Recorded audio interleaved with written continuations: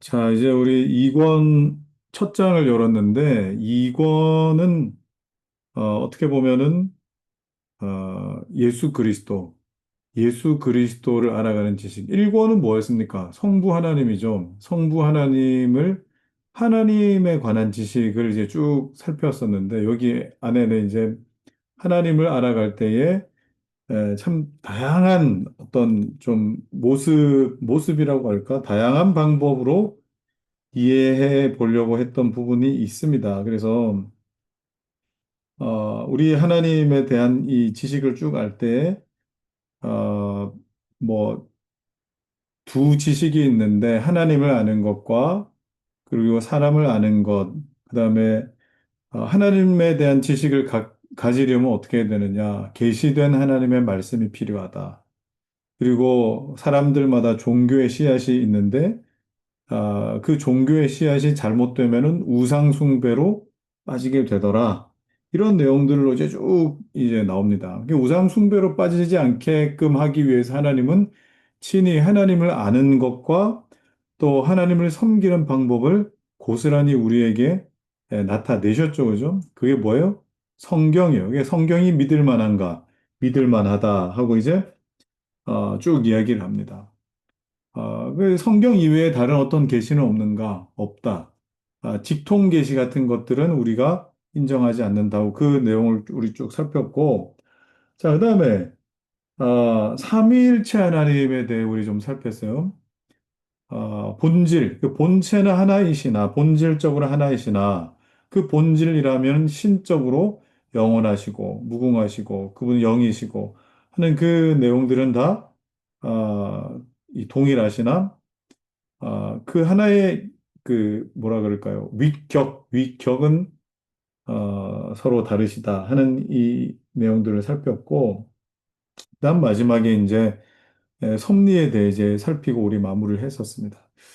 자, 오늘 2권을 들어가기 이전에 우리가 1권에서 우리 살폈던 그 1권 15장, 1권 15장, 그러니까 사람의 그 창조할 때, 하나님께서 창조하셨을 때에 사람의 원래의 그 모습을 우리가 좀 살폈던 적이 있었어요. 뭐 그걸 지금 뭐 모조리 다 살필 수는 없겠지만 이 장의 초반부의 구성이 이렇습니다. 여러분 보시면은 이게 창조시 인간이 어디에 나옵니까? 1권 15장에 나와요. 1권 15장. 창조했을 때의 어떤 이 상태였는가? 그럼 창조시 인간이라고 한다면, 어떤 인간이 그 다음에 나오겠습니까? 창조시 그 다음에 뭡니까? 타락 후 인간이 나오겠죠. 그죠? 그다음에 창조와 타락과 구속으로 이어지니까, 그다음에 어떻게 되겠어요? 중생 후 인간의 모습으로 이렇게 나오고, 그다음에 중생 이후엔 뭡니까? 영화, 영화로운 상태의 우리 사람의 모습들로 인간을 이해할 수 있습니다. 그럼 인간을 이해한다라고 한다면은 어떤 그림을 가져야 되느냐? 창조 시 어떤 모습인가? 타락 후에는 어땠는가? 그다음에 타락 이후에 거듭난 자는 어땠는가? 거듭난 이후에 정말 이 영화로운 우리 이 사도신경에도 이 그대로 나옵니다. 그대로 나오는데 마지막에 영생을 믿습니다. 아멘 하고 이제 끝나지 않습니까? 이게 바로 영화로운 상태죠. 영화로운 상태. 그래서 이 모습을 우리가 쭉 보게 될 텐데, 특별히 여러분, 창조시 인간을 우리가 다루면서, 인간의 영혼, 자, 인간은 어떻게 돼 있어요?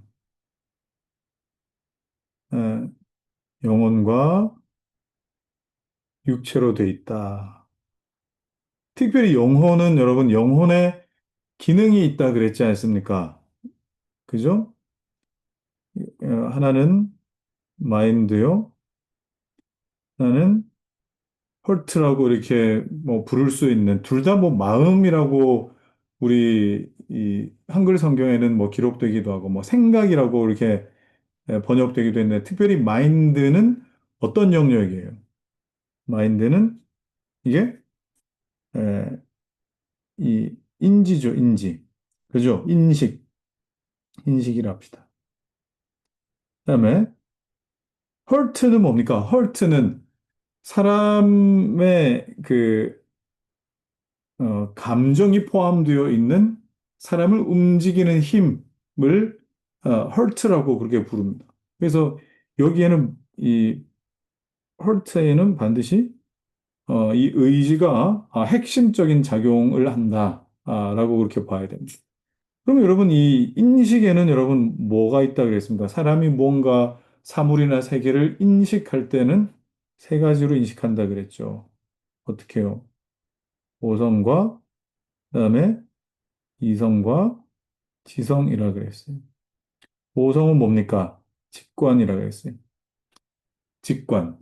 그 직관이라 하면 보통 내가 오감을 사용해가지고 어, 어떤 학습된 거 없이 있는 그대로 그냥 내가 받아들이는 것. 이게 그냥 직관입니다. 직관. 그러니까 누군가의 얼굴을 딱 보았을 때 눈이 있다. 그다음에 뭐 안경을 썼다. 그다음에 옷이 까만색 옷을 입었다. 목소리가 어떻다. 이게 뭐예요? 직관적으로 아는 거죠. 그죠? 그다음 이성은 뭡니까? 이성은 미추 식별입니다. 미추에 대한 식별. 그죠? 그래서 직관적으로 아는 것에 대해 에, 좋다, 나쁘다에 대한 어떤 인식. 그래서 아이들도 이렇게 뭐 안 좋은 냄새를 맡으면은 기본적으로 여러분 그 직관을 거쳐서 싫은 냄새다. 그다음에 좋은 냄새다. 그리고 여러분 뭐 어린이집, 뭐 유치원 여러분 아이들 보내보십시오. 예쁜 선생님 좋아하죠. 자, 이걸 뭐 미추라고 이렇게 하긴 좀 그렇지만 기본적으로 이상하지 않습니까? 아이들이 예쁜 선생님을 좋아한다. 그럼 그 안에 뭐가 담겨 있는 거? 이성적 작용이 있어요. 그럼 지성은 뭡니까? 지성은 이걸로 인한 직관과 미추식별로 인한 판단, 판단이 이루어집니다. 그래서 뭐, 이런 까만 옷을 나도 입으면 어떨까? 뭐 이런 예상, 상상, 판단, 이런 것들이 지성적 작용에 의해서 나타납니다. 그래서 사람이 사물을 인식할 때 오성과 이성과 지성으로 나타난다. 이건 뭐 제가 지금 몇 번 반복해서 설명하는 거겠죠, 그죠? 자, 그다음에 의지에서는 당연히 이 의지와 의지를 뭐라 그럴까요? 의지에 기름을 붓는다 그럴까? 기름을 붓는 게 뭡니까? 감성이죠, 감성. 그래서 정말 이 하나님께서 한 사람의 영혼을 거듭나게 하실 때에 가장 먼저 바꾸시는 영역이 어디입니까? 바로 의지예요. 의지. 가장 먼저 바꾸시는 거죠. 이렇게 내 영혼의 의지가 하나님께로 방향과 그다음에 하나님을 향하여 어떻게 해요? 내 영혼이 반응하는 어, 좀 이걸 좀 어려운 말로 뭐라고 하면 경향성이라고 합니다. 그런 성향을 갖는 거예요. 기본적인 성향을 탑재하는 거. 하나님을 향한 어떤 이 반응과 성향을 내가 탑재하는 것, 방향으로 돌이키는 것, 이게 뭐예요? 이게 거듭나는 은혜인 것이죠. 이게 말씀으로 인하여 이게 나타나게 되는 겁니다. 자, 그러면, 어, 그런 말씀이죠. 골로새서에 보십시오. 요 영역이죠. 요 영역. 어, 지식에까지 새롭게. 자, 지식에까지 새롭게 하시는 은혜가 있다. 그랬습니다. 그러면 우리가 거듭난 영혼들이 뭐예요? 내 안에 그 굵은 방향과 의지는 하나님께로 돌이키고 또 하나님께 반응하는 그런 경향성을 가졌는데, 어, 그런 나에게 어떻게 보면은 거듭나지 않은 이런 영역들, 아직 잘 모르는 영역들, 그죠? 하나님의 말씀을 들을 때에 하나님의 말씀으로 내가 죄인이다라는 이 사실을 들을 때 직관적으로 내가 어떤 반응하는 어떤 반발심 같은 거. 그다음에 내 자신에 대해 나는 아직 의롭다 또는 정말 추하다, 악하다라고 하는 그런 것들이 이런 인식의 영역에서 계속 거듭거듭 파도처럼 계속 부딪힙니다. 뭐랑? 거듭난 내 의지랑 아직 이게 변하고 있는 내 인식의 영역이 계속 부딪혀 간다, 이 말이에요. 자, 그럴 때 그러면 내 의지가 돌이켜지느냐? 내 아직 바뀌지 않는 내 고집스러운 이성으로 말미암아 의지가 바뀌느냐? 아니요, 의지는 바뀌지 않습니다. 왜 그렇습니까? 성령께서 우리의 이런 어떤 경향성과 방향을 끝까지 붙들고 가시기 때문에 이건 절대 실패함이 없습니다. 자, 그러면 뭐가 바뀌게 하시는 거예요? 우리의 인식의 영역이 하나님의 말씀을 듣고 그다음에 나로 말미암아 알게 하시고 내가 하나님 앞에 절대적인 죄인이라는 사실을 알게 하시고 그리고 내가 그러면 어떻게 할까 판단하게 하시고 이런 인식들이 우리 안에 계속 생겨나는데 어, 어떻게 보면 굉장히 까다로운 영역이 이 영역이겠다. 이 영역이겠다. 사실 이건 굉장히 쉽습니다. 감정은. 감정은 교회에서 찬양팀만 잘 갖춰도 이 영역 건드리기 굉장히 좋습니다. 뒤에 백 패널에 여러분, 요즘 LED 많이 하지 않습니까? 뒤에 LED 쫙 해가지고, 요거 딱 건드려주면은 이 부분은 뭐 얼마든지 또, 건드려지는 부분이죠. 그래서 사람들이, 요 영역 빼고, 왜냐면 이 영역을 건드리려면요. 굉장히 복잡하잖아요. 오래 걸리잖아요. 가르칠 게 많잖아요. 사람들이 이제 탁탁 이런 부분에서 부딪히게 되면은 질문이 생길 거 아닙니까? 그죠? 질문이 생깁니다. 질문. 그럼 질문이 생기면 왜 그렇습니까? 하고 질문을 하게 되고 이해가 안 갑니다. 또는 이해가 갑니다. 한 이런 어떤 작용들이 일어나게 되는데 이런 작용들이 사실 가르치는 입장에서는 굉장히 번거로운 일이에요.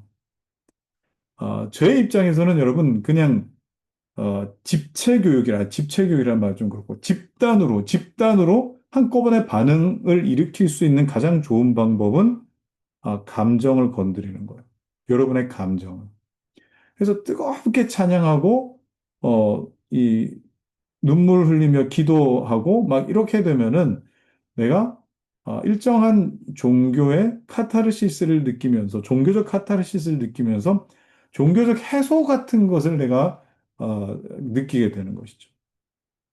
그러면서 이제 내가 하나님께 가까이 나아갔다라고 하는 그런 어떤 감정 같은 걸 느끼게 되는데 사실 이 부분이 굉장히 위험한 부분인 것입니다. 이 부분이. 왜 그렇습니까? 내가 아는 게 없습니다.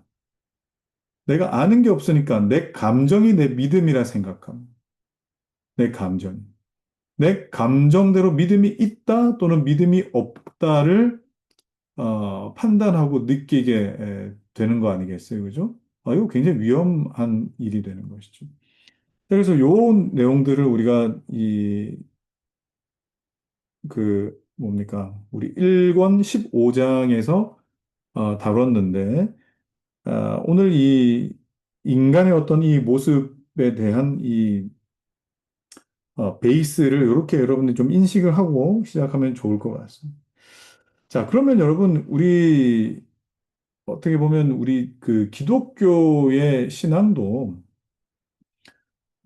인식과 의지, 그죠? 인식과 의지를 가지고 하나님 말씀 앞에 씨름하는 내용인데, 철학이라고 하는 영역이, 여러분,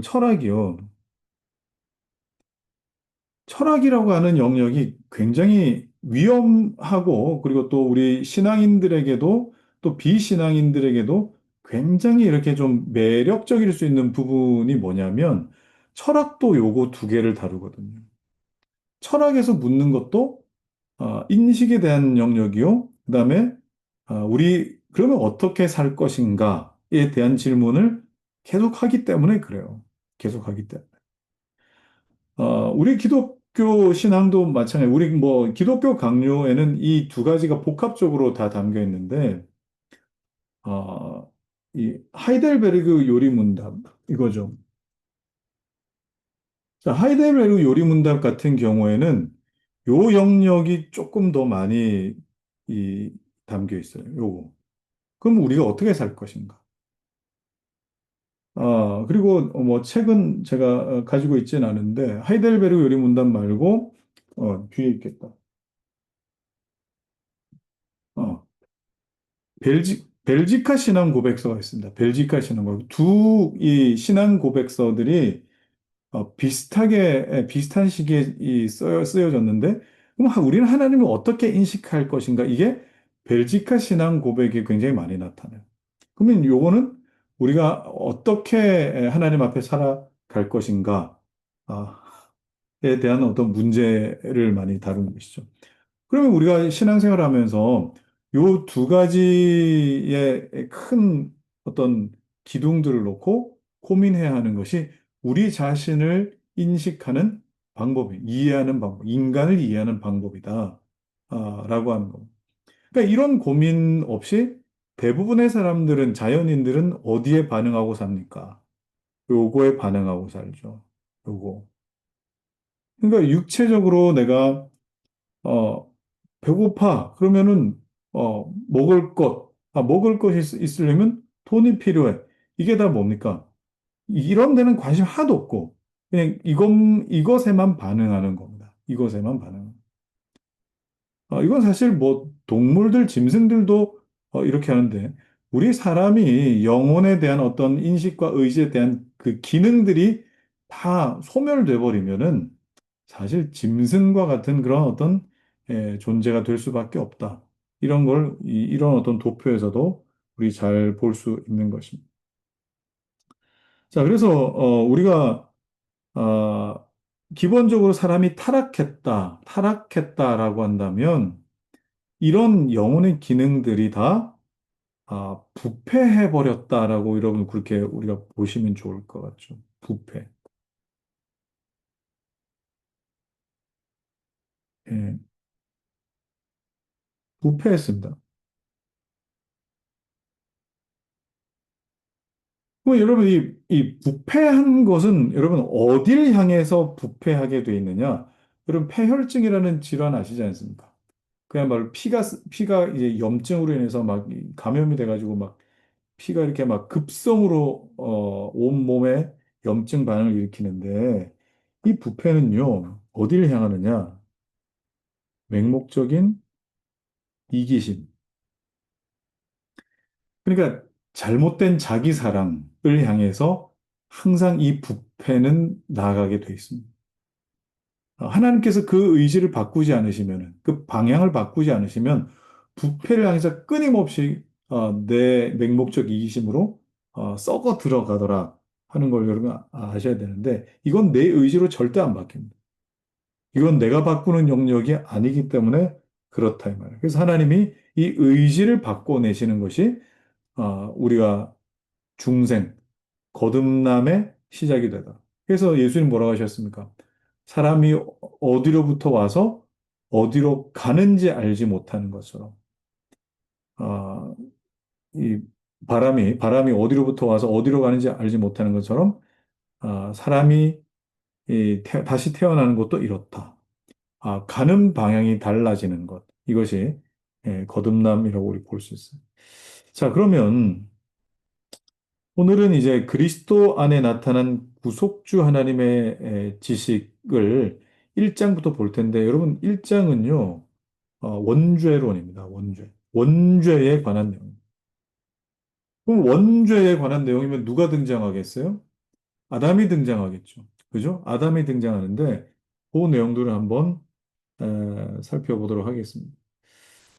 어, 자, 우리 줄 쳐놓은 부분들은 여러분들이 좀 같이 줄 쳐가면서 여러분 읽어보시면 좋을 것 같아요. 자, 우리 2권 1장입니다. 2권 1장. 자아에 대한 그릇된 지식과 바른 지식. 그러니까 우리를 어떻게 이해하느냐에 대한 어떤 얘기겠죠. 사람은 자기 자신을 알아야 한다고 옛날 격언이 역설한 것은 뭐 이거 누가 말했습니까? 네 자신을 알라. 이거 소크라테스가 말을 하기도 했고 여러 철학자들과 신학자들도 비슷한 말들을 많이 했습니다. 자, 우리의 인생사에 대한 모든 일을 알지 못하는 것은 우리의 수치라고 한다면 자기 자신을 모르기 때문에 어떤 필요한 일들을 결정할 때 비참하게도 자기 자만에 빠지고 만다. 항상 여기에 빠지죠. 자기 자만, 자기 기만. 그죠? 심지어는 눈뜬 소경이 된다는 것은 더욱이 혐오스러운 일이 아닌가. 자, 그 다음에, 그러나 우리 자신에 대한 지식은 첫째로 창조시에, 자, 이거 우리 1권 15장에서 했던 이 부분이에요. 앞서서 창조시 우리 인간의 모습이 어땠는가 하는 거. 창조시 우리가 무엇을 받았으며 하나님께서 우리에게 얼마나 관대한 호의를 계속하시는가를 생각하는 데 있다.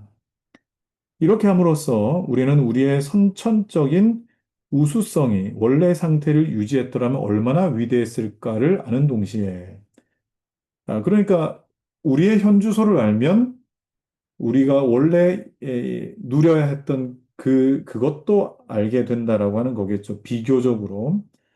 우리에게는 우리 자신의 것이 조금도 없고, 오직 하나님께서 주신 것을 하나님의 묵인하에 보존되고 있다는 것을 잊지 않으려고 한다. 그러므로 우리는 항상 하나님께 의존하고 있는 것이다. 하나님께서 붙드셨기 때문에 우리의 첫 상태는 유지될 수 있었다. 자, 두 번째. 아담의 타락 이후에 불행하게 된 우리의 처지를 생각하는 것이다.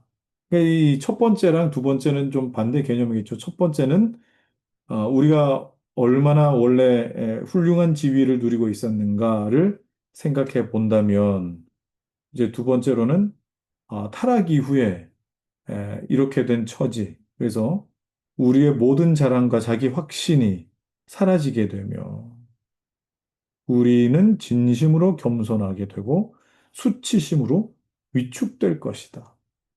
근데 오늘날 기독교가 이걸 잘 안 가르쳐요. 그러니까 우리로 사람으로 말미암아 하나님의 말씀과 그리고 우리가 우리의 죄로 인하여 겸손하게 되어야 됨과 수치심을 주는 것에 대해서 어, 이렇게 오늘날 기독교 신앙이 잘 말을 하지 않는 것 같습니다. 그 뭐 때문에 그랬어요, 제가 수련회 때. PC주의가 교회 안에 들어와서 그렇다 그랬죠. PC주의가. 그러니까 정치적 올바름이 어, 정말 사람을 기분 나쁘게 그렇게 만들지 맙시다. 그러니까 예의 바르게 합시다. 라는 그런 어떤 이 일들이 들어와서 그렇게 됐다라고 제가 말씀드렸어요. 자, 그러나 최초의 우수성을 생각할 때 반드시 그것과 대조되는 우리의 추악하고 부끄러운 상태를 생각하지 않을 수 없다. 처음 사람과 함께 우리는 원 상태에서 타락한 것이다. 원 상태에서 타락한 겁니다. 이 일이 근원이 되어 우리 자신에 대한 증오심과, 이 증오심이죠. 오타네요. 증오심과 불쾌감, 불쾌감이요. 증오심과 불쾌감이 막 드는 거예요. 동시에 그로 인하여 진정한 겸손이 생기고 이로 인하여 우리가 완전히 잃어버린 선을 각자가 하나님 안에 회복하기 위해 하나님 찾겠다는 새로운 열정의 불길이 일어난다. 그렇기 때문에 사람이 자기 자신에 대한 증오나 불쾌감 같은 걸 느끼지 못하면 하나님을 찾겠다는 마음이 들지 않습니다. 그래서 자꾸 교회에서 나는 전적인, 하나님 앞에 전적인 죄인입니다라는 이 이야기를 듣는 사람, 아니, 들을 수 있는 사람이 복인 것이죠. 왜 그렇습니까? 그래야 하나님을 찾겠다는 열정이 생기기 때문에 그래요. 자, 이 항을 보시죠. 이 항을 보시면, 인간의 본성은 천성적으로 거짓된 자기 도취에 빠지는 경향이 있다. 이건 누가 가르쳐 주지 않아도 나는 그래도 좀 괜찮아 라고 하는 종류로 어, 뭐라 그럴까요? 이뭐 타협한다 그럴까? 그런 이 경향이 있어요. 경향이라고 나오죠, 그죠? 경향. 자, 지혜와 행동의 진정한 목표에 도달하기 원한다면 우리는 이 원칙을 지켜야 한다. 수치심으로 우리를 위축시킬 수밖에 없는 우리의 비참한 빈곤과 수치심을 생각하기보다는 우리의 선한 특징들을 생각하기에는 원칙이 얼마나 유쾌한 것인가를 나는 잘 알고 있다. 자, 그러니까 우리로 말미암아 가장 먼저 수치심을 불러 일으키게 하는 것에 대해서 어, 그것보다 아, 우리를 유쾌하게 만드는 것을 사람들은 더 선호한다. 당연히 그런 거 아니겠습니까? 그죠? 교회 왔는데, 당신, 죄인이야. 당신 거짓말장이야. 당신 참 음란한 사람이야. 도둑놈이야. 뭐 이런 식으로 이제 막, 듣는 것보다, 그래도 당신은 생각보다 괜찮은 사람입니다. 당신은 사랑받기 위해 태어났습니다. 이렇게 말해주면은, 내가 훨씬 더 마음이 좋지 않습니까? 그게 지금 이 칼빈이 지적하는 내용이죠. 그래서, 어, 하나님께서 아담을 제일 처음 찾으실 때 어떻게 찾으셨는가 보십시오. 아담아, 아담아, 네가 어디 있느냐 했을 때 아담이 뭘 느낍니까? 제일 처음 내가 벗었으므로 수치심을 느낍니다. 그 다음에 뭘 느낍니까? 두려워하여 위축됩니다. 수치심과 위축됨이 우리에게 올 때에 숨습니다. 내가 하나님 앞에 나갈 수 없습니다. 라고 하는 것을 아, 누가 가르쳐 주지 않아도 하나님 앞에 선 죄인이 그냥 본능이 뭐라 그럴까? 아까 제가 오성이라고 했죠. 오성과 지성과 이성으로 그냥 알아지는 거예요. 그런데 지금 우리의 인간의 이성이 얼마만큼 영혼의 에, 기능이 망가졌는지 수치심도 몰라요. 자기 괜찮은 사람이라 생각해요. 물론 이 도덕적으로는 뭐 얼만큼 괜찮을지 모르겠지만 하나님 앞에서의 기준이라 이 말이에요. 사실 사람의 본성은 다른 사람에게 아첨을 받는 것보다 더 간절하게 바라는 것은 없다. 이게 참 칼빈이 굉장히 어, 참 적나라하게 표현을 한 것 같아요. 따라서 자신의 천성이 높이 평가되는 것을 알 때 사람들은 자기 천성을 과신하는 경향이 있으며 사람들은 이 점에서 대개 씻을 수 없는 오류를 범하는 것은 전혀 이상한 일이 아니다. 이건 뭐 그냥 갑자기 드는 생각인데, 어, 뭐 남자들은 뭐 좀 어떤지 모르겠습니다만, 우리 자매들 같은 경우에는 이 부분에 대해서 여러분 좀 어떻게 생각하십니까? 이 부분에 대해서. 어, 저는 이 자매들이 이렇게 대화하는 걸 이렇게 가만히 들어보면은, 어, 좀 이 부분에 대해서 너무 좀 물론 뭐 다른 사람을 이렇게 좀 이 인정하고 상처받지 않게 이렇게 하고 또 이렇게 하는데 어 그냥 이렇게 뭐 조금 이렇게 뭐 머리 이렇게 하면은 박수 예뻐 너무 잘 어울려 잘 어울려 이게 나는 괜찮은가 이게 예? 예. 저는 이 문장을 보면서 좀 그런 생각이 들었어요. 적당히 얘기를 해야지 이걸 그죠? 그래서 자신의 천성이 높이 평가되는 것을 자신의 천성을 과신하는 경우. 그래서 자꾸 물어보죠. 내 머리 어때? 머리 어때? 뭐 이상하지. 그럼 안 이상해. 너 예뻐, 예뻐. 자신의 천성을 과신하는 경향이에요. 자, 맹목적인 자에는 모든 인간의 천성이므로 자기들의 천성에는 가증하다 여길 것이 아무것도 없다는 말을 사람들은 가장 자연스럽게 믿어버립니다. 따라서 사람은 선하고 복된 생활을 할 풍부한 능력을 타고났다는 이 완전한 허망한 견해가 아무 외부의 지지가 없어도, 외부의 지지가 없어도, 어때요? 외부의 지지가 없는데도, 아, 일반적으로 자기 스스로 신뢰를 얻는다. 내 스스로 그렇게 그냥 생각을 한다, 이 말입니다. 에, 따라서, 어, 사람은 선하고 복된 생활을, 밑에 했죠. 비록 겸손한 태도를 취하며 하나님께도 조금은 양보를 해서, 하나님께 조금은 양보를 해서, 좀 이렇게 살짝 겸손한 듯한 그런 어떤 자세를 취한다고 해도, 만사를 자기 공로라고 하지 않는 듯한 사람이 있을지라도, 그들이 공로를 분배한 결과에는 자랑과 과신의 근거가 여전히 자신에게. 이 무슨 말이냐면, 내가 잘났다는 거예요. 내가 잘났다. 딴 사람도 열심히 했는데, 내가 제일 열심히 했다. 딴 사람 잘났는데, 그래도 내가, 제일 잘났다. 이런 거를 계속 확인해 가는, 과정이 인생이라 이 말입니다. 어, 자, 봅시다. 사람은 자존심이 골수에 박혀 있으며, 자존심을 만족시키는 매혹적 언행을 가장 기뻐합니다. 여러분도 저도 여러분도 크게 다를 바 없습니다. 그러므로 어느 시대를 막론하고 일반 대중 앞에서 인간성을 가장 듣기 좋은 말로 찬양한 사람의 말을 사람들은 듣기 좋아하고 그에게 갈채를 보는. 그러나 사람이 자기를 만족하게 생각하도록 가르치는 인간의 우수성에 대한 이런 예찬이 아무리 훌륭할지라도 그것은 자기 도취 이외의 아무 성과도 없으며 참으로 거기에 찬성하는 사람들을 속여 결과적으로는 처절한 파멸로 몰아넣는다. 네. 그래서 거울도요, 그다음에 핸드폰의 카메라의 필터도요, 다 여러분의 본성을 반영하는 거 아닙니까?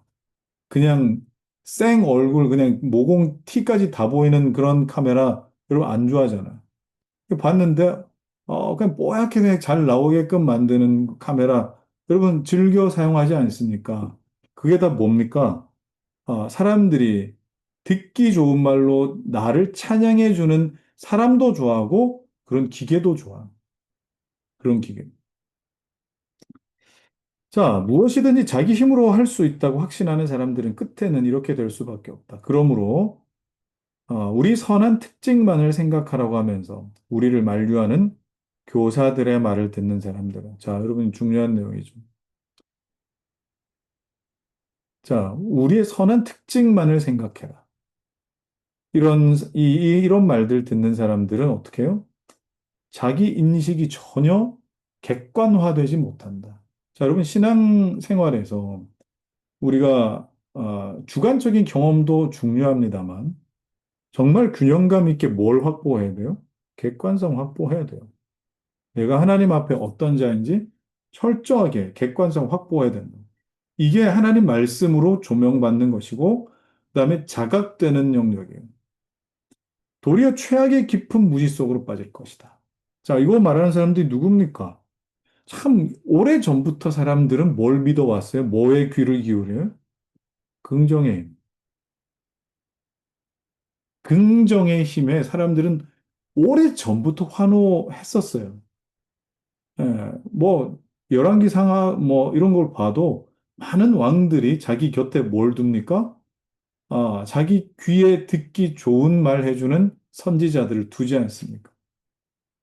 그러니까 항상 옛날부터 긍정의 힘을 바라는 것이 인간 본성이더라. 왜 그래요? 타락의 결과에 그게. 자, 이걸 조금 어려운 말로 뭐라고 부릅니까? 신학의 종류로 이걸 번영신학이라고 부릅니다. 번영신학. 당신은 잘 될 겁니다.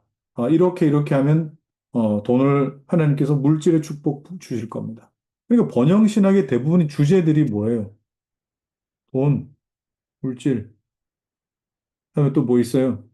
질병, 건강이죠. 건강해질 겁니다. 그다음에 또 일, 성공. 하나님께서 성공할 수 있도록 할 겁니다. 그리고 결정적인 거, 자녀. 이건 여러분 모성애, 자녀, 자녀들을 자, 그러면 번영신학에서 여러분, 여러분이 신앙생활하면서 이런 부분들을 건드린다. 물론 뭐 중요한 부분일 수 있겠지만 이건 우리가 신앙해야 될 대상은 전혀 아닙니다. 이건 전혀 신앙의 대상이 아니라고. 있을 수도 있고 없을 수도 있는 거예요. 하나님, 이걸 통해서 하나님을 알 수도 있고 또 하나님 앞에서 우리가 점검해야 될 어떤 도구일 수 있습니다. 그런데 번영신학은 이게 뭡니까? 이게 목적이에요. 이게 목적이에요. 기도하는 게 다 이걸로 다 점철돼 있어. 그럼 우리가 수련회 때 했던 그 기도들을 한번 생각해 보십시오. 하나님 나라와 의를 위하여 하나님께서 나를 하나님의 거룩한 삼직, 왕과 제사장과 선지자의 직분으로 우리를 기름 부어 주셔서 하나님 영광을 위하여 살아갈 수 있도록 해 달라고 하는 것이지. 여러분, 기도가 바뀌기 시작하죠. 하나님을 알아가면 알아갈수록. 그죠? 객관성이 생기기 때문에 그렇습니다. 자, 사망 보시죠. 자기 인식을 하려면 그러면은 어떤 이슈를 건드려야 되는가? 지혜의 둘째고 우리 자신에 대한 지식이라고는 인류 공통된 판단과 하나님의 진리 일치한다. 그러니까 하나님을 알려고 한다면 우리 사람을 알아야 된다라는 인식입니다. 그러나 그 지식을 얻는 방법에 대해서는 의견의 차이가 있다. 육신적 판단에 의하면 사람은 자기 자신을 아주 잘 아는 것 같다. 육신적으로는요. 사람은 자기 이해력과 정직함만을 믿고 담대하게 덕을 닦으려고 노력하며 모든 죄악에 선전포고를 하며 탁월하고 존귀한 경지를 향해서 정성껏 노력하려고 한다. 자, 이게 뭡니까? 도덕적 인간관, 인간성이에요. 도덕적 인간성. 이게 배우면은 배운 만큼 사람이 그만큼 선해질 수 있다라고 하는 어떤 거. 그죠?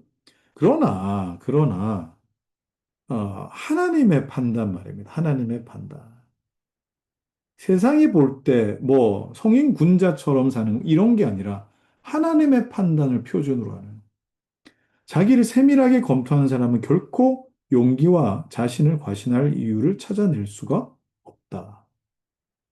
자기 성찰이 깊어가면 갈수록 더욱 어때요? 낙심하며 그리고 드디어 일체의 자신을 맡기고 인생을 바르게 지도해 줄 것이 자기에게는 하나도 없다고 생각하게 되더라. 자, 저는 이 과정을 여러분들이 반드시 통과하셔야 되고, 지금도 여러분이 통과하고 계신 분들이 있으리라 생각합니다. 내 자신에게 낙심해 가는 그 과정이 반드시 있어야 돼요. 근데 이 과정을 겪으면은 자꾸 사람들이 신앙생활 하는 게 자꾸 우울해. 우울하다라고 그렇게 우울한 감정을 이야기합니다. 우울. 왜 그래요? 하나님 앞에 내가 자꾸, 가능성 없다라고 그렇게 낙심하게 만드니까. 하나님의 그 기준 앞에 내가 자꾸, 왜소하게 그렇게 만드니까 우울하다. 근데 여러분 제가 지난 수련회 때 성령 충만의 시금석으로 삼지 말아야 할 것이 뭐라 그랬어요? 감정이라고 그랬죠. 여러분의 감정과 여러분의 상황으로 성령 충만을 논하지 말아라. 다윗의 이 시편의 절반은 우울한 내용이다. 우울한 내용이에요, 실제로. 근데 우울하다고 해서 그를 성령 충만하지 않다고 할 수 있느냐? 그렇지 않다라고 했죠, 그죠? 자, 그러니까 낙심하는 것, 주 안에 근심하는 것, 여러분 그 복입니다. 여러분 그걸 아셔야 됩니다. 자, 그러나 하나님께서 친히 우리 시조 아담에게 주시고 참으로 우리 가슴에 의와 선을 향한 열정을 불러일으킬 우리의 본래 고귀성을 잊지 않기를 바라십니다. 이는 우리의 처음 상태나 우리가 창조된 목적을 생각할 때 우리는 영생을 생각하며 그렇죠. 우리가 처음 지음 받았을 때는 뭐예요? 우리 불멸의 이 고귀함 그리고 하나님 나라. 영생과 하나님 나라를 사모하게 되지 않을 수 없기 때문이다. 자, 그러면 우리가 신앙 고백할 때, 여러분, 생각해 보십시오. 우리가 뭘 신앙 고백하는가? 주님의 기도에서도 여러분 뭘 가르치는가 한번 보십시오. 주님의 기도에 뜻이 하늘에서 이루어진 것 같이 땅에서 이루어지다. 아, 하나님 나라가 임하옵소서라고 그렇게 기도를 하죠. 그죠? 그리고 나라와 권세와 영광이 영원히 아버지의 것입니다. 아버지께 있습니다. 하고 그 아버지께 영원한 영광을 돌리는. 그다음에 사도신경에 보면은 어, 어떤 내용을 합니까? 어, 이 성부와 성자와 성령의 다스리심을 고백하고, 그 다음에 그 다스림이 어디에 나타나기를? 우리는 거룩한 공교회와 성도 안의 교제와 우리가 할 수 없는 죄 용서가 서로에게 나타나는 것과 몸의 부활과 영생을 믿습니다. 하고 고백하는 것이죠. 그래서 그럼 뭡니까? 주님의 기도도 그렇고 우리 사도들의 고백들도 그렇고 결국 우리가 원래 창조된 목적을 향해서 끊임없이 사모하게끔 만들더라 하는 걸 알 수 있겠죠. 그죠? 자, 그럼 최초라고 하는 게 뭐냐? 우리가 이건 뭐 잘 아는 내용입니다. 뭡니까? 우리의 타락 이전의 상태, 창조 시의 상태를 의미하겠죠. 1권 15장의 내용입니다. 그러면 우리 창조의 목적이 무엇이었는가? 그것은 지금 우리와는 완전히 멀어진 상태, 지금의 상태와는 완전히 다른. 그래서 우리는 우리의 불행한 처지가 싫어서 신음하며 신음 중에서도 저 잃어버린 고귀성을 사모하는 것, 그 고귀함이 있었다. 그러나 사람은 자기 안에서 기뻐할 원인을 보아서는 안 된다고 우리가 말하는 것은 그에게 믿고 자랑할 만한 것이 없다는 뜻이다. 어, 그 고귀성이 있습니다. 고귀성이 있다고 해도 사람은 자기 안에서 기뻐할 원인이 있지는 않다 이 말입니다. 최초의 인간이라 할지라도. 그죠? 모든 것이 하나님께서 우리를 그렇게 은혜 주셨기 때문에 우리는 그렇게 살아갈 수 있더라. 그럼 우리 이것에 동의한다면 이제 우리는 사람이 가져야 할 자기 인식을 분류해 보자. 어떻게 자기 인식을 분류하냐? 첫 번째는 자기가 창조되며 귀한 천품을 받은 것은 우리가 무슨 목적이었는가를 생각해야 된다. 이 지식에 힘입어 하나님께 대한 경외와 미래에 대한, 미래에 대한 생명이겠죠. 내세에 대한 생명에 대해 묵상할 용기를 얻게 될 것이다. 둘째로 자기의 재능, 이 은사입니다. 자기의 은사. 자기 은사의 부족함을 깊이 생각해야 된다. 그래서 내가 내 재능과 은사로 내 실력으로 하나님을 찾을 수 없다는 것을 인정해야 돼. 그래서 이 부족함을 알 때, 그죠? 이 부족함을 알 때, 사람들은 극도의 여기 뭐라고 합니까? 정신적 혼란으로 땅에 엎드릴 것이며 막 혼란스러운 거예요. 끝내는 기진맥진한 상태로 될 것이다. 첫 번째 것, 그러니까 이 지식에 힘입어 하나님께 올바른 예배와 미래에 대한 소망에 대한 용기를 가진 사람들은 어떻게 된다고요? 자기의 의무의 성격을 인식하게 되며 둘째 점에서는 그 의무를 실천하려는 자기 능력의 한도를 알게 된다. 우리는 이 두 가지 교훈을 절차가 요구하는 대로 각각 요구하겠다. 논하겠다. 자, 사항 봅시다.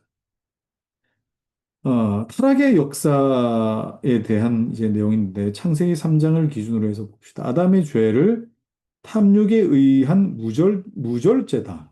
그러니까 배고파서 선악과가 너무 먹음직스러워서 먹었다. 이렇게 생각하는 건 유치한 접근이다라는 거예요. 그럼 뭐냐? 복종심. 그러니까 이거 뭡니까? 그건 순종시험이에요. 순종시험. 자, 칼빈이 이 순종을 시험하기 위해라고 하는 단어를 썼습니다.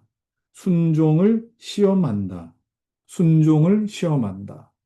자, 그러면 여러분, 우리 믿음도요, 믿음도 항상 뭐 해야 됩니까? 증명하셔야 됩니다. 내 믿음을 보이라. 항상 하나님은 우리 눈에 보이지 않는 이 믿음, 그리고 믿음으로 인한 우리의 순종을 어떻게 하는 거예요? 내 스스로 보게끔 하십니다. 그래서 이걸 하나님이 시험하신 거네. 하나님 잘못하셨네. 시험을 안 하셨으면 될 텐데. 아니, 그게 아니라니까. 그게 아니라 내 안에 있는 걸 내가 스스로 확인하게 하면서 내가 하나님 앞에 있다는 것을 인하여 온전히 예배할 수 있게 하시고, 이걸 확인해야 여러분 예배할 수 있거든요. 이걸 확인해야 하나님을 찬양할 수 있고 하나님께 감사할 수 있거든요. 이걸 하기 위해서 확인하게 하시는 과정입니다. 시험하셨다라고 여러분들이 시험 들면 안 된다. 자, 그리고 아담에게 자신이 기꺼이 하나님의 명령 아래 있다는 것을 증명하도록. 그죠? 이게 뭐예요? 이게 예배 아닙니까? 자신이 하나님의 아래에 있다는 걸 증명하는 거. 이게 예배라고. 예배. 이걸 알아야 내가 온전히 예배할 수 있어.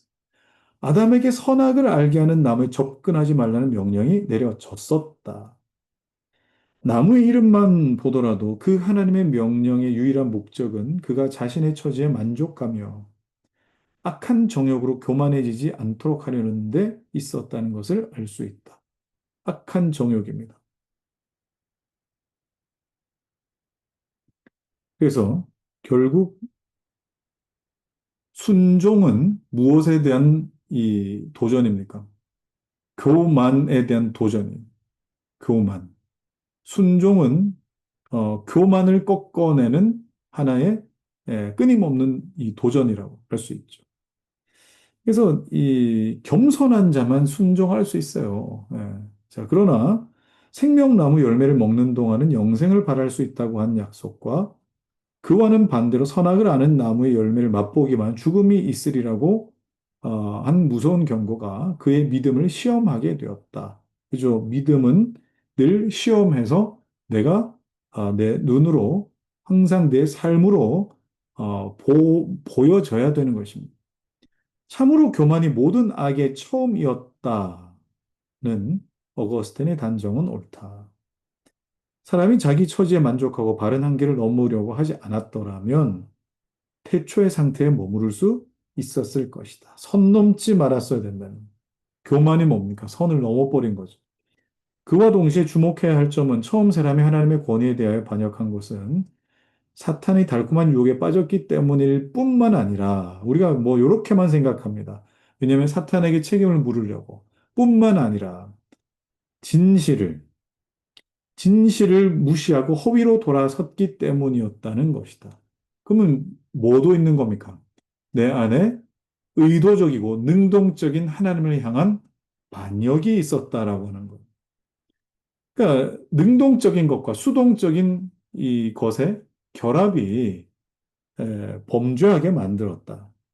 그리고 그럼 지금도 마찬가지겠죠? 여러분 안에 있는 능동성과 마귀의 수동성이 합쳐서 여러분을 죄짓게 만드는 것이지. 자꾸 제가 항상 마귀 탓하지 말라고 제가 계속 말씀드리는 이유는 뭐냐? 그러면 여러분이 마귀 탓하면 나는 죄 없다고 그렇게 생각할 거 아닙니까? 근데 내 안에 있는 능동성과 마귀가 나에게 작용한 수동성이 합쳐져서 범죄하게 만드는 것뿐입니다. 그리고 분명한 것은 우리가 일단 하나님의 말씀을 무시하면 우리는 하나님께 대한 모든 경외심을 버리게 된다. 자, 여기서 칼빈이 우리가 하나님 앞에 순종의 시험할 수 있는 가장 탁월한 방법을 여기서 소개하고 있습니다. 하나님의 말씀을 무시하지 말고 어떻게 해요? 하나님의 말씀을 깊이 들어야 된다. 그래서 그 다음 문장에 우리가 하나님의 말씀을 주의 깊게 들으려 하지 않으면 그의 존엄 또한 우리 사이에 거하시지 않을 것이며 그에 대한 우리의 경배도 예배도 완전하게 될 수가 없다. 그러니까 불순종이 타락의 근본이 된다라고 했어요. 자, 그러면 여러분 여기 예배에 대한 부분이 있어요.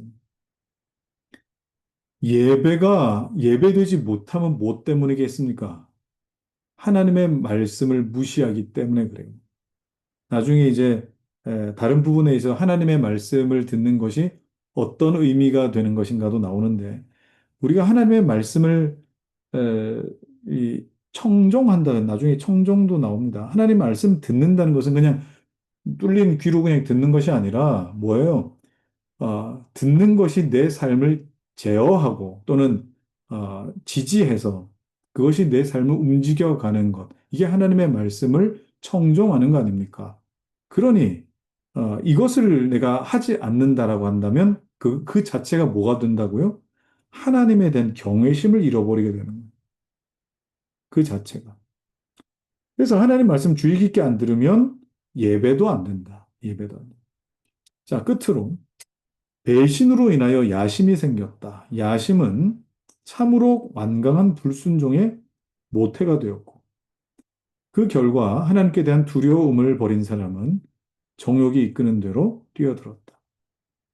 그래서 그때 사탄에게 귀를 열어 주었기 때문에 에, 죽음이 들어온 것과 같이, 자, 여기 참 재미난 표현이에요. 사탄에게 귀를 열어 주었기 때문에 죽음이 들어온 것과 같이 오늘날 우리가 같은 창문으로 복음을 받아들일 때 우리 앞에 구원으로 들어가는 문이 열린다는 버나드의 가르침은 옳다. 자, 보십시오. 아, 우리가 창문을 열어줬다라고 그렇게 표현을 하고 있습니다. 창문을 열어줬다. 왜냐하면 그때 우리 그 타락하기 전, 그죠? 창조시 타락하기 전에 사람은 창문을 열어줄 수도 있고 열지 않을 수도 있는 상태의 사람이었어요. 그런데 마귀의 창문을 열어줬어요. 자, 그러면 지금은 어떨까요? 지금은 사람이 태어나면서부터 창문이 다 그냥 활짝 열려 있는 상태로 태어나는데 그 열려 있는 이 창문에는 항상 뭐가 있다고요? 뭐가 있다고요? 이 마귀의 이 가르침, 마귀의 이 마귀로 인하여 이 죄가 거기로 그냥 그냥 들어온 상태로 그냥 우린 태어나는 것과 마찬가지입니다. 자, 그래서 마귀가 죄에 대해서 이 눈을 열도록 그게 계속 이렇게 부채질을 했죠. 자, 그러면 오늘날에는 어때요? 오늘날에는 성령이 성령이 눈을 열도록 뭐 창문이라 합시다. 눈을 열도록 생명의 눈을 여십니다. 생명의 눈.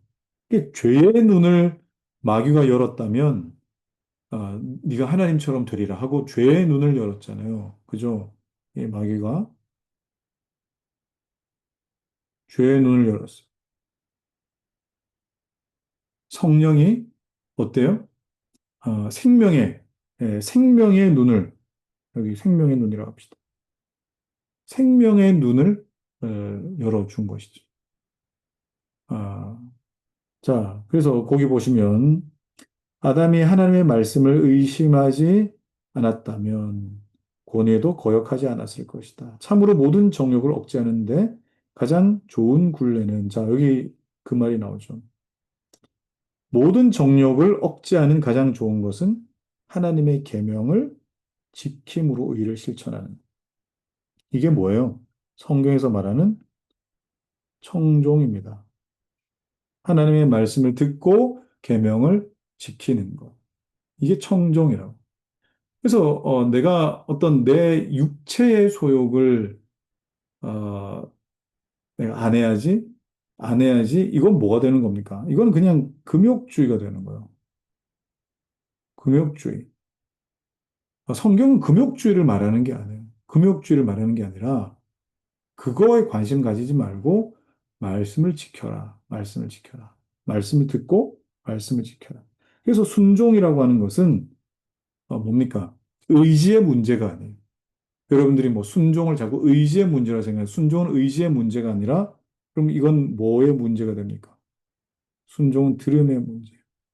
그래서 순종이 제사보다 낫고 듣는 것이 그죠? 순종과 듣는 것을 같이 나란히 놓고 있잖아요. 듣는 것이 수량의 기름보다 낫다. 그래서 이렇게 여러분들이 이해하시면은 훨씬 더 좋겠습니다. 예, 그래서 이렇게 하는 것이 우리 행복한 생활의 궁극적 목표는 하나님의 사랑을 받는 것이다. 아담은 악마의 모독적 언사에 휘말려 하나님 모든 영광을 소멸시켰다. 제일 첫 번째 죄가 원죄에 대한 설명입니다. 자, 아담이 창조주와 연결이란 말 썼어요.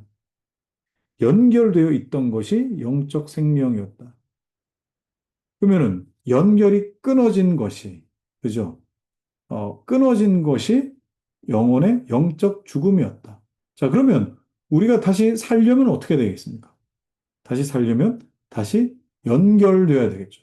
이걸 우리는 예수 그리스도와 어떻게 되는 거예요? 그리스도와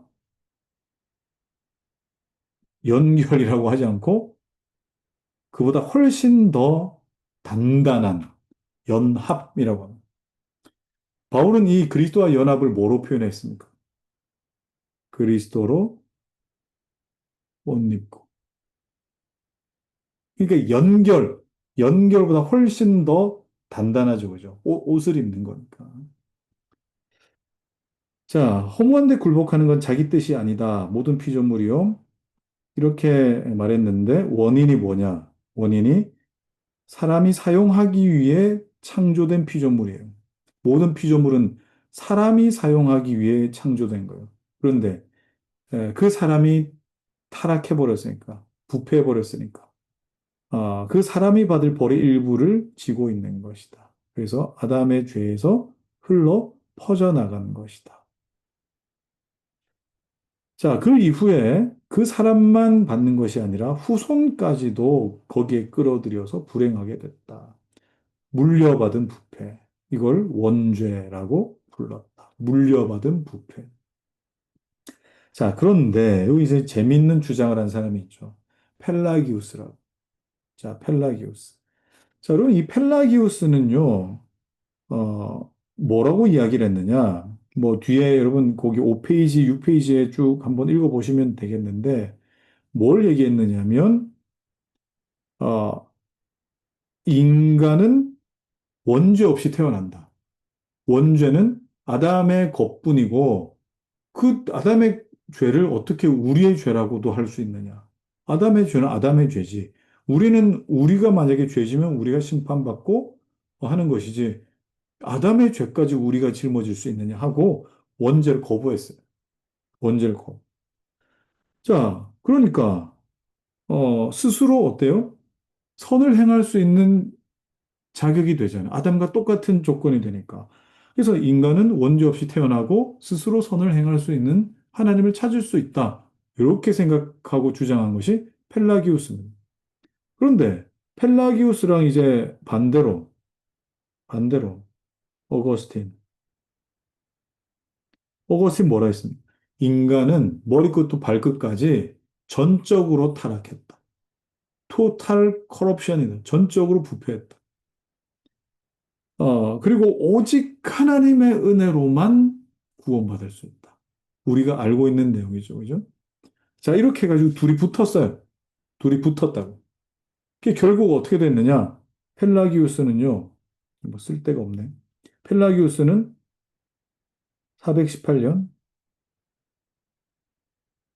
카르타고, 그다음에 431년 에베소. 이게 지금 그 교회 공회의거든요. 공회의인데 418년 카르타고 회의에서, 431년 에베소 회의에서 이단으로 정제됐습니다. 정제됐어요. 자, 근데 어거스틴의 이 이야기를 들었을 때에 우리 안에도 그런 마음이 들어요. 전적으로 타락했기 때문에 하나님의 은혜만이 우리를 구원할 수 있다. 자, 그러면 우리 마음 안에 어떤 반발심 같은 게 듭니까? 아니, 그러면 사람이 뭐 그냥 하나님만 바라보고 그냥 그렇게 살면 구원받느냐?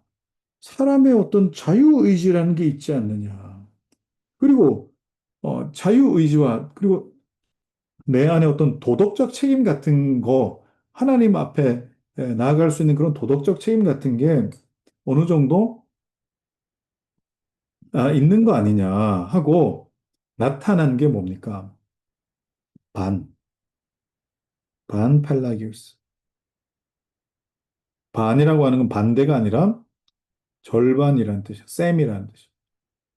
절반 펠리기우스주의. 그러니까 이게 뭐냐면 사람은 전적 타락한 게 아니라 아담으로부터 타락한 건 맞는데 반쯤 타락한 거야. 그래서 어떻게 보면은 하나님을 찾을 수 있는 능력이 그래도 조금은 남아 있어. 그래서 잘 가르치면은 그 사람이 좀 이렇게 하면은 하나님 찾을 수 있는 가능성이 있는 거야. 라고 가르쳐. 자, 근데 여러분, 펠라기우스주의가 위험하겠어요? 반펠라기우스주의가 위험하겠어요? 어떤 거? 1번 아니면 2번? 2번이 더 위험해요. 2번이. 여러분, 이 반펠라기우스주의가 아직도 이 교회 안에 은근히 많이 들어와 있습니다. 은근히 많이. 은근히 많이. 어, 그래서 당신이 그래도 열심히 하고 뭔가 이렇게 좀 봉사도 하고 또 헌금도 많이 하고 또 하나님 앞에 거짓말 하지 않고 이런 것으로 뭐 하는 겁니까? 우리가 하나님의 구원에 대한 은혜를 누리게 됩니다. 그래서 이런 것에 만족하고 있는 성도들이 있다면 여러분 그렇지 않습니다. 그렇지 않아요.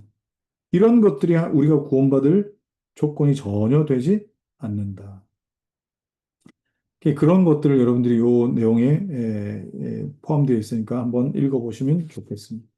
자, 6항 보시죠. 원죄는 모방에 따라 좌우되지 않는다. 이 모방이 뭐냐면 펠라기우스 주의처럼 우리에게는 원죄가 없는데 앞서 내려온 그 부모 세대들의 사는 모습을 보고 자녀들이 따라하면서 죄가 이 원죄가 이렇게 이어져 오게 된 것이다. 자녀들은 죄가 없는데 부모들을 따라하면서 이렇게 돼버렸다. 이렇게 생각하는 거예요.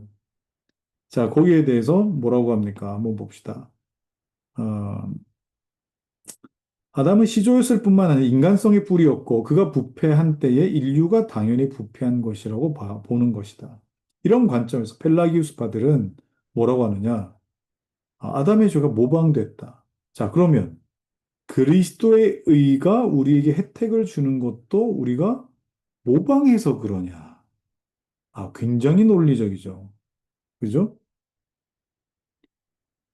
예수님의 의를 우리가 모방했기 때문에 우리가 의롭게 되는 것이냐? 굉장히 논리죠. 자, 그리스도의 의와 그에 따른 그의 생명이 전달 또는 나눠져서 우리 것이 된다는 것이 논의할 여지 없는 일이라면 의와 생명은 아담에게서 상실되어졌다가 그리스도에게서 회복된다는 결론이 따른다. 이건 우리가 모방하고 뭐 그랬기 때문이 아니라 그대로 우리에게 전가된 것이다. 자, 그 다음에 저 뒤쪽으로 한번 가봅시다. 6항 마지막 문단 보시면 바울이 본질상 진노의 자녀였더니라고 말하는 것은 모든 사람이 이미 모태에서 저주를 받은 것이 아니라면 성립될 수 없는 말이다. 이 본질이라는 말에 대해서 하나님께서 지으신 그 첫 창조시의 상태를 본질이라고 한 것이 아니라 아담에게서 부패한 것을 의미한다. 그게 본질이 됐다. 그 사람이 태어나면서부터 계속 그 죽음의 본질을 계속 물려받게 되다. 자, 한 세대에서 다른 세대로 전달되는 죄가 바로 원죄다. 오염은 주로 영혼에 있는 것이므로 자식의 영혼은 아버지의 영혼에서 유전 유전된 것 아니냐 하는 이 문제를 가지고 교부들이 굉장히 괴로워했다. 이게 유전적으로 생각을 했다 말이에요. 유전적으로. 자, 그런데 이 유전이라고 하는 이 말을 좀 조금 오해하지 말아야 됩니다. 왜냐면 유전하게 되면은 유전되지 않을 수도 있는 거잖아요.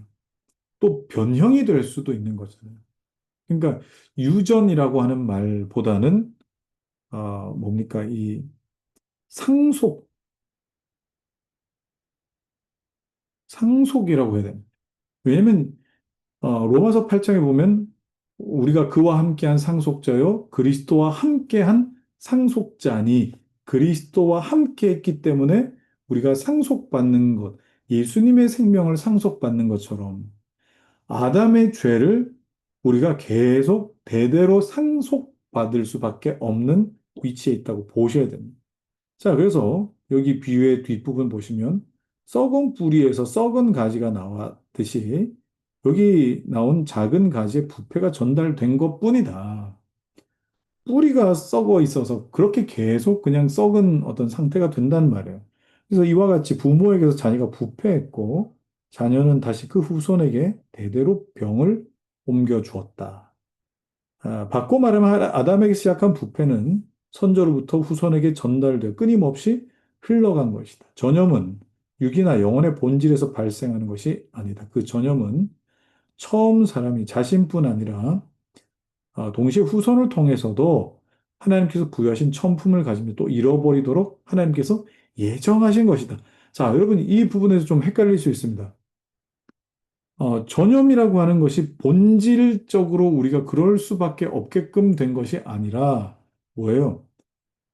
사람이 그렇게 아버지와 아들에게로 가도록 하나님이 그런 어떤 체계, 죄의 체계를 하나님이 그렇게 만드신 거예요.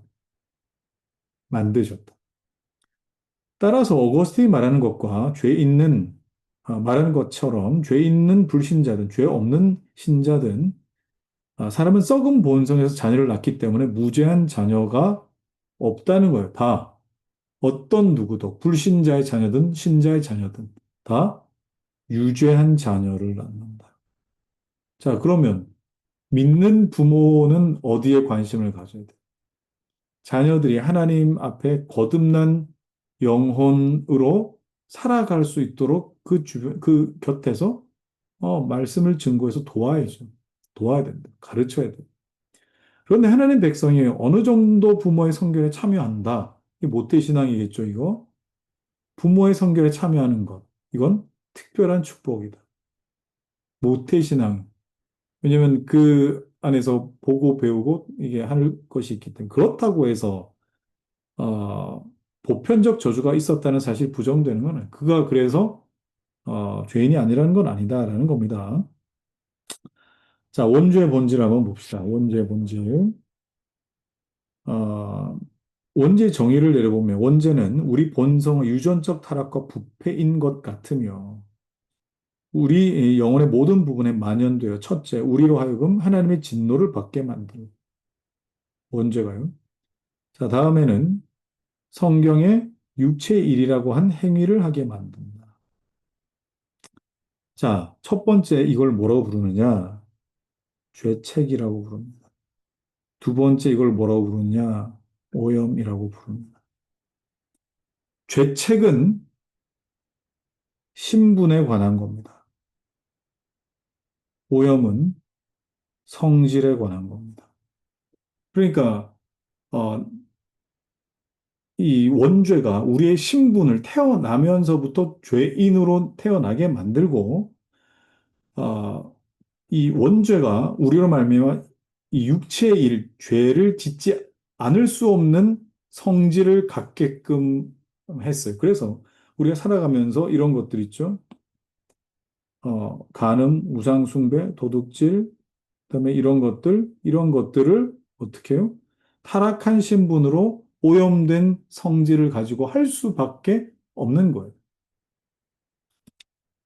자, 그래서 두 가지 점을 주목해야 되는데, 첫째로, 우리 본성은 철저하게 타락하고 부패하였으며 이 때문에 우리의 의와 결백과 순결 외에 어느 것도 용납하시지 않는 하나님께 당연히 정죄를 받고 있다. 그건 당연한 겁니다.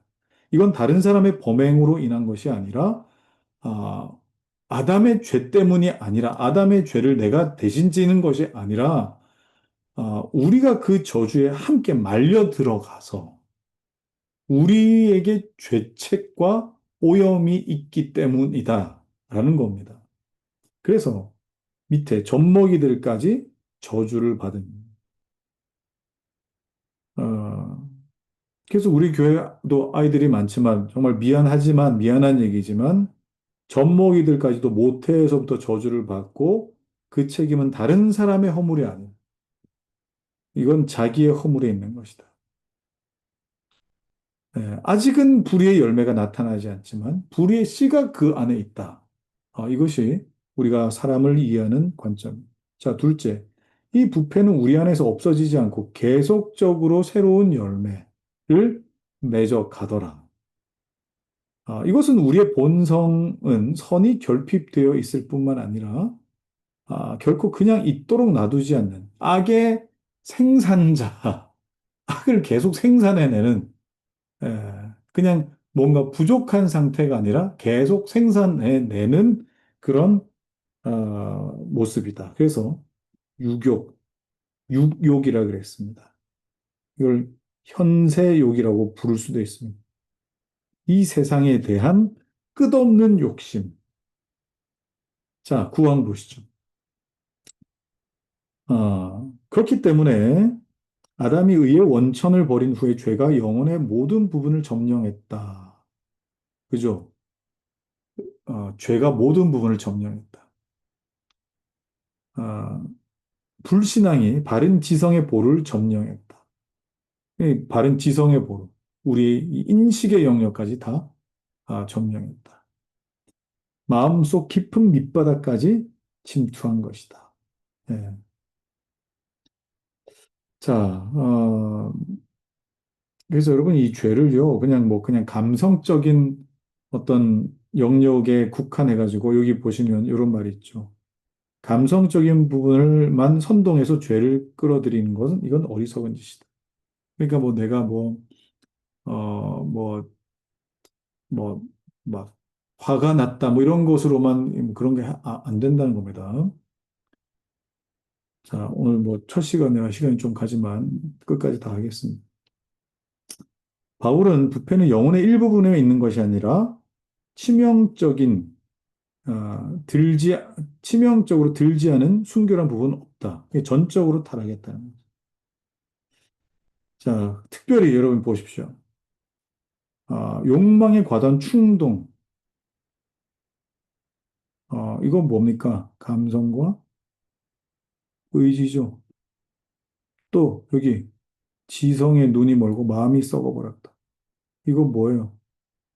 이건 이 인식, 그죠? 마인드의 영역이에요. 이거는 헐트의 영역.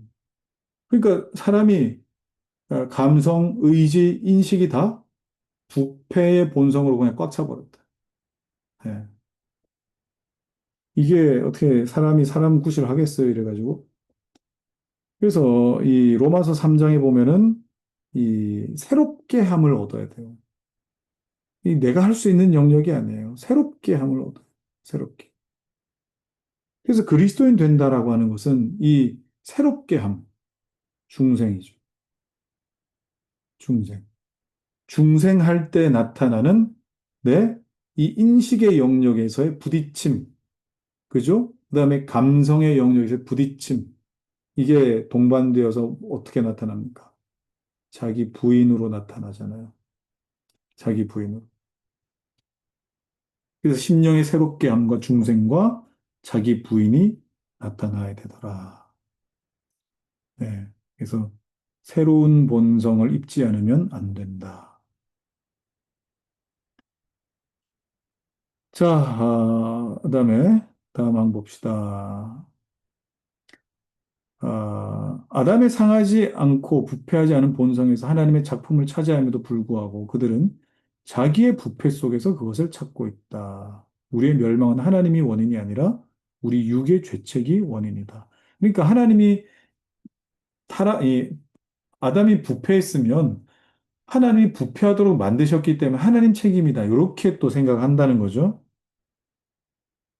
자, 그래서 뭐라고 합니까? 하나님이 막으셨어야죠. 여기.